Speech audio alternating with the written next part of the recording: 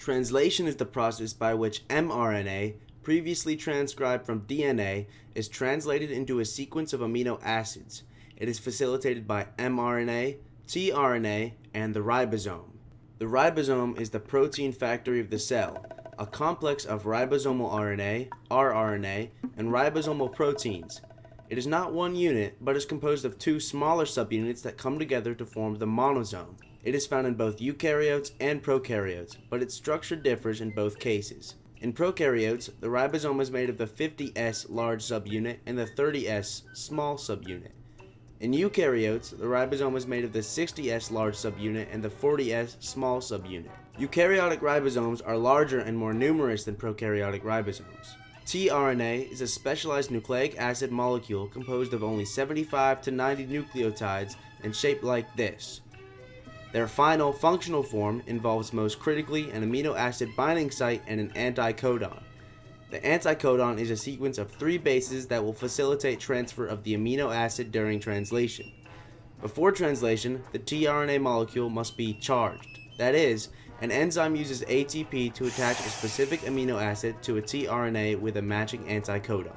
Once all the parts are assembled and in the same place, translation can begin. It has 3 steps: initiation, elongation, and termination. Firstly, initiation. To initiate initiation, 3 tiny initiation factors bind to the 30S small subunit, and together they bind to the mRNA. This mRNA starts with a Shine-Dalgarno sequence that precedes the AUG start codon. This chain of purines base pairs with an rRNA region of the small subunit and allows translation to proceed. After the reading frame is set, one of the initiation factors dissociates and allows the 50S large subunit to bind and create the full monosome.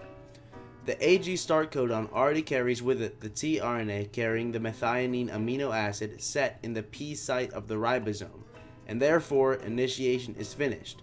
The remaining initiation factors dissociate and elongation can begin. To begin elongation, an elongation factor calls for the second tRNA that complements the second codon and transports it to the A site. Once the second tRNA is in position, the preceding tRNA dissociates and releases energy used to attach the second amino acid to the initial methionine, beginning the polypeptide chain. The uncharged tRNA exits to the E site of the large subunit. Then, the tRNA and mRNA is moved 1 codon forwards in a process known as translocation. The subsequent elongation and translocation repeats until the mRNA presents its stop codons and signals termination.